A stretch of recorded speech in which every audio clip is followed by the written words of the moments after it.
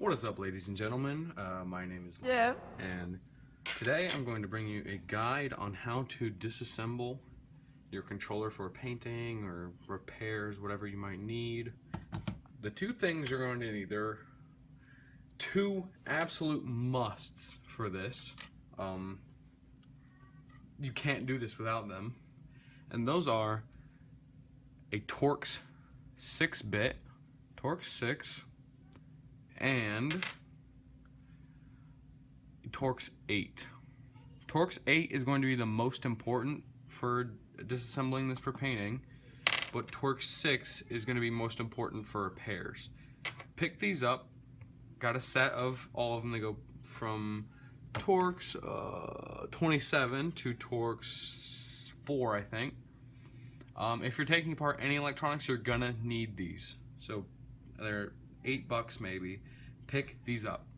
So the first thing you want to do is come into the battery compartment, take out the batteries, and you'll notice down in there you can kind of see the impression of a circle when you shine the light on this right here. So what I'm gonna do, since I like to customize mine and not just take them apart, is I'm going to peel back a little bit of this sticker with an X-Acto knife, and then grab it with some tweezers, and then I can just grab it and pull it off. I just don't like those stickers being there, because once you break that seal, it looks like crap. And there you go. So there's our first screw. We're going to use the Torx 8 on it, and this is what holds the middle of the bottom shell to the middle of the top shell.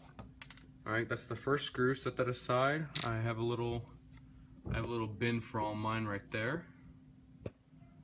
Once you've got that, take your prying tool right here and just kind of wedge it up under these. I've used mine a lot. It's really not the best for this now, but kind of just try to get it under there. Don't be scared to break it, because you're not going to break it.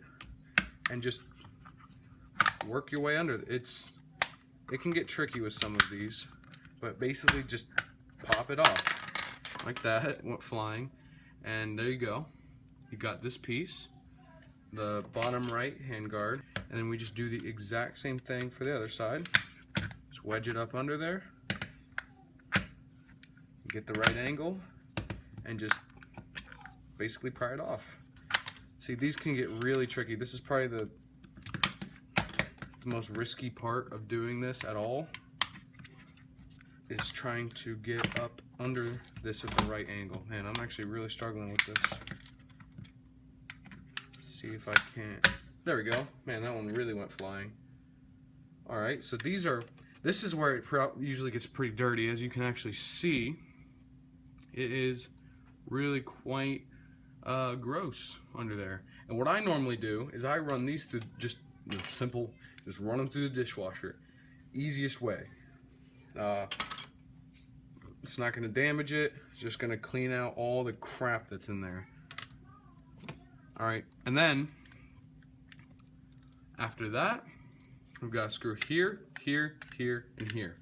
So I'm going to go ahead and take those out. Alright, and now that I've got those out, we can flip it over and see they start to fall out. And just simply lift up the shell. So once you've got it here, you can just go ahead and pry it upward and out. If this will let me. Got them all out. And boom, like that. Just like that. You got your bottom shell, and then your electronics assembly. So the big thing you want to watch out with this is these motors. Too many times have I experienced where I've been working on it, I work on it upside down like this, and the motors will fall out like that and rip themselves out of the circuit board.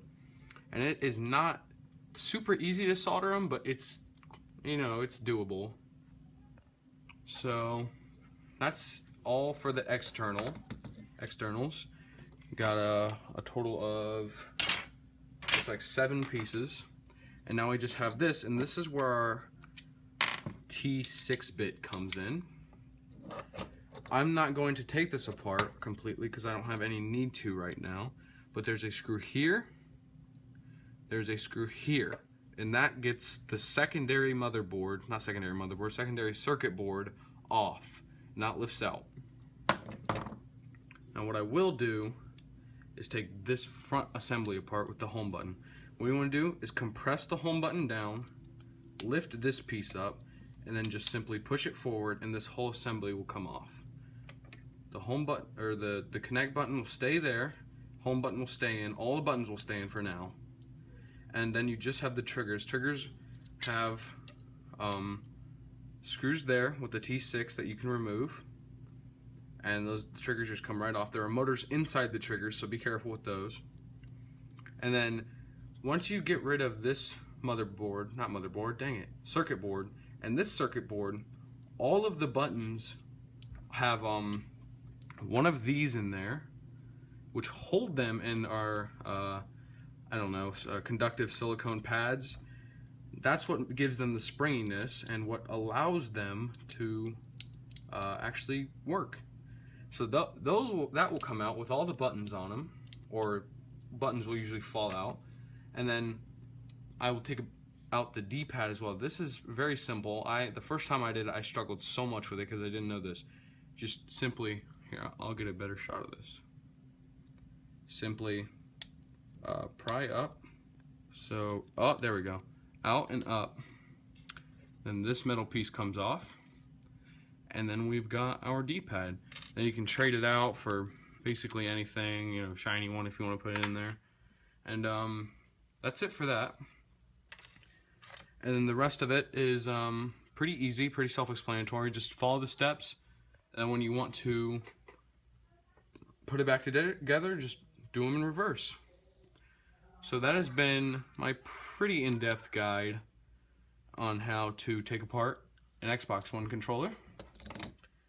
As you can see, I've got plenty of shells and stuff over there, another controller. I've done this many times, it's never failed me. But yeah, later I will release a video about doing the bullet casing buttons that I've done in my first custom controller with a new method that should work much better. So stay tuned for that, guys. Hope to see you in that video. So yeah, thanks for watching, and I will see you next time.